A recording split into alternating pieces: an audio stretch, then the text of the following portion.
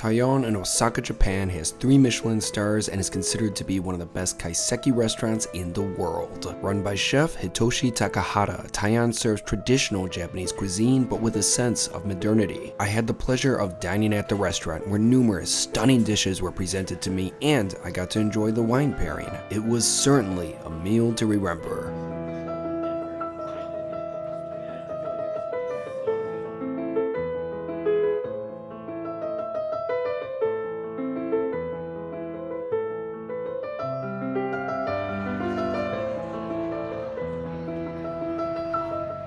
Tonight, I'm here in my very tiny hotel room in Osaka, Japan, and today I just had the best meal so far of 2025. And I didn't go to just any restaurant, no. I went to one of the best restaurants in the world. The place I went to has 3 Michelin stars. I went to Taian, or it may be pronounced Taian. You know, I'm not exactly sure of the exact correct pronunciation of that word, but regardless, it was a hell of a restaurant. Now, before I came here to Japan, I wanted to see if going to one of the 3 stars was possible. While Japan may certainly have more 3 stars than most countries, it's still a rarity. Some of the options were extraordinarily expensive. Others only accepted reservations for at least 2 people. Others I couldn't even get a reservation for. Basically, the options in Tokyo just didn't really work out for me. But fortunately, I looked towards Osaka and Taian worked out. Plus, it was hands down the most affordable 3 Michelin star restaurant I've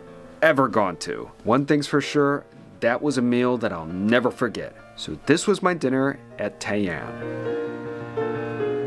Taian is located on a small Osaka street not far from the Nagaharabashi subway station. The restaurant is the product of Chef Hitoshi Takahata, who trained for years before opening his own restaurant. The early days at Taian came with challenges, but Chef Takahata persevered and his efforts were rewarded in 2011 when the Michelin Guide awarded Taian 3 stars, which the restaurant has maintained to this day.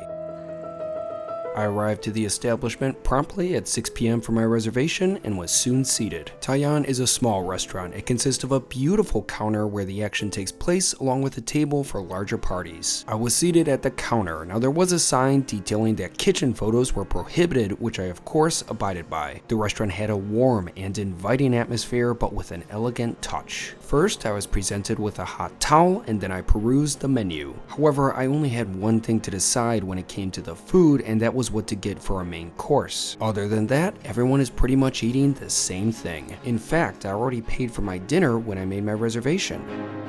Although I still had to decide on what to drink, and Taian featured some nice options. In fact, one of the ways the restaurant stands out from traditional Kaiseki establishments is how they pair Western wines with Japanese food. I was certainly interested in choosing a pairing, and I was happy to see that there were 4 different options in that regard with varying price points. Since I was on vacation, I wasn't pulling any punches and went all out with the full pairing, which would be letter D. Soon enough, I was presented with the first beverage, a glass of de Venange Champagne Cordon Bleu Brut.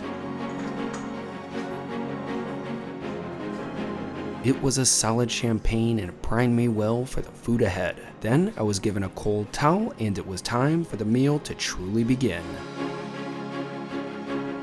First up was a beautiful selection of small dishes presented in a gorgeous array of ceramics. Now, I didn't catch the details of every little course. In fact, I was worried that I wouldn't understand much at all in the restaurant since when I made my reservation, it was stated that English wasn't available. Thankfully, that wasn't entirely true, and I would have been perfectly fine if the service was done completely in Japanese. I was in Japan after all. However, I still didn't get as much information about the courses as I probably would have if I actually spoke Japanese. Nevertheless, the important thing was I really enjoyed that food even if I wasn't completely certain of what I was eating. I knew that some of the little dishes contained various mountain vegetables which were nice and earthy, but they weren't anything that particularly blew me away. However, I loved the course with the uni.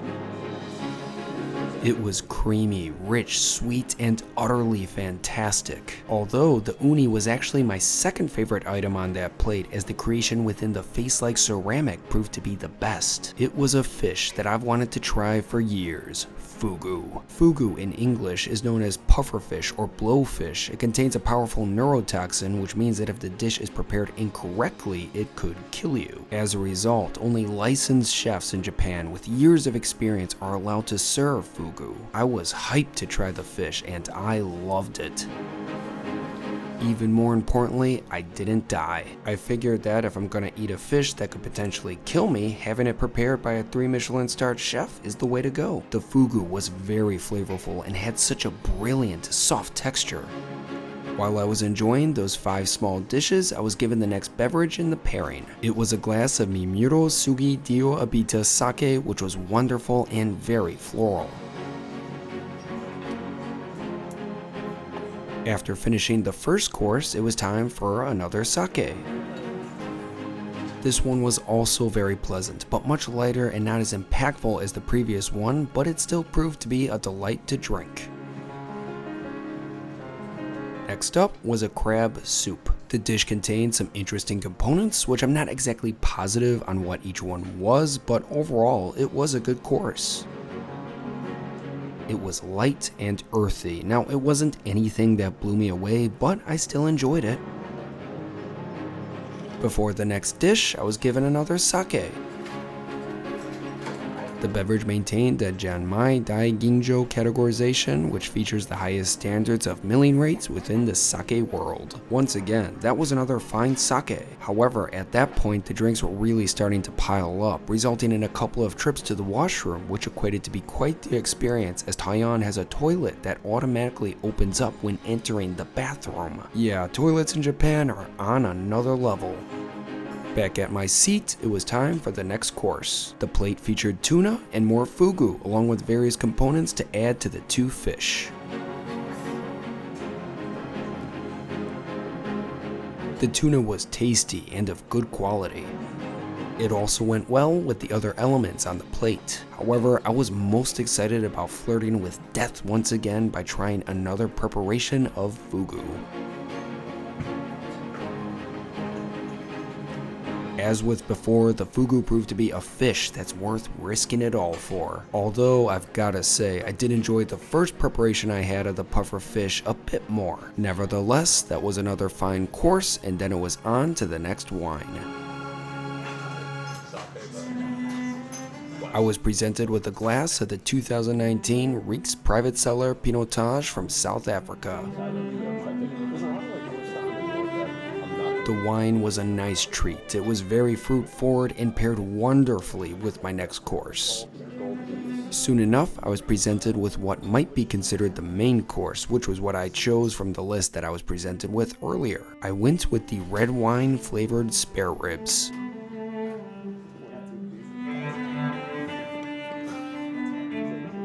Simply put, that dish was stunning. It was so good that I was on the verge of shedding tears of joy. The meat was so tender and flavorful, and that layer of fat on the ribs was marvelous. The other elements on the plate proved to be nice, subtle additions to practically flawless spare ribs. Without question, that was one of my favorite dishes of the night.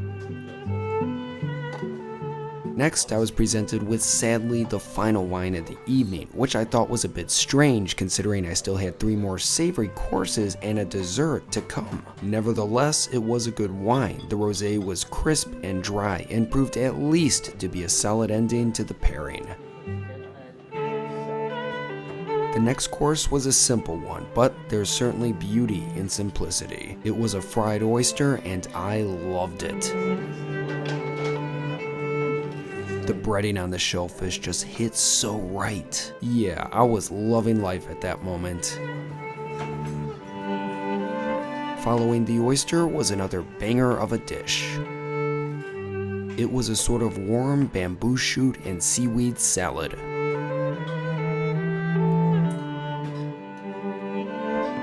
The course was wonderful, and as expected, it was very earthy, but the textures were extraordinary. The bamboo shoot was just so tender. Yeah, that was a good dish.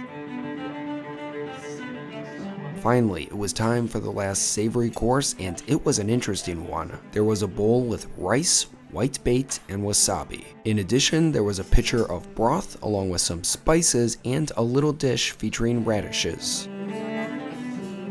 First, I tried the radishes, which were nice, and prepped my palate for the food ahead.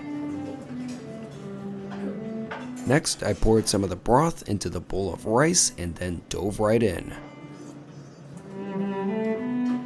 The dish was wonderful. It was just so comforting and warm. I then added some of the spices, which lent even more flavor and complexity to the course. For the most part, the creation featured simple and straightforward flavors, but damn good ones. While I was enjoying the course, I was presented with a pleasant cup of green tea, which paired nicely. Soon enough, I was unfortunately finished with the savory part of the meal, and then it was on to dessert. The final dish featured a variety of fruit like strawberries and oranges in jelly. There was also a little vial filled with something that I'm not exactly sure of what it was, but I was meant to add it to the course. After doing so, I gave the dessert a go, and the second that strawberry hit my palate, it felt like the gates of heaven opened their doors for me. That dessert was outstanding and one of the best dishes I've had all year. In fact, it was probably one of the best desserts that I've ever had, period. Fruit in Japan is seriously on another level. Every piece in that course was so supremely sweet and filled with flavor. My meal at Taian truly ended with a bang.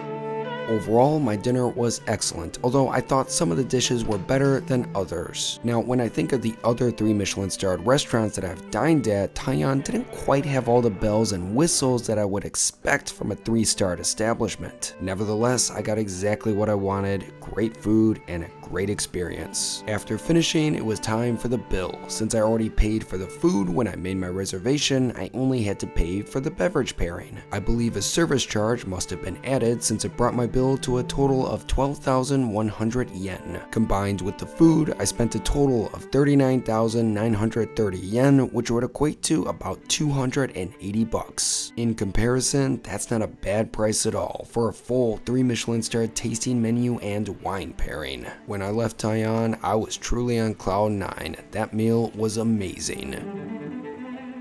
So that was pretty damn special. I love that. The food was excellent. Some dishes, of course, had more of an impact than others, but overall, the experience was just fantastic. I was very grateful to be able to do the beverage pairing. Now, that's just something that I don't get to do in New York City because of the cost. At Taian, that was a great deal, especially considering the quality of the drinks I had. Plus, I was so happy that there were at least 2 courses of fugu on the menu. That was something I was very worried that I wouldn't get a chance to try before I left Japan. I'm very glad that I can cross that dish off my culinary bucket list, plus the fact that I'm not dead. I consider that a huge win. Overall, I really enjoyed my experience at Taian, and there was something special about the experience that transcended just the food. I think we've all experienced those meals that are memorable not just because of the food, but the circumstances that surround that meal. For example, when my dad used to pick me up from college, we would go and get deep dish pizza at Lou Melinati's, and it was just the best. Or there was one of those nights when I was an English teacher in China, and me and my friends would get back late from the club in the early morning hours, and we would stop at one of the sidewalk vendors,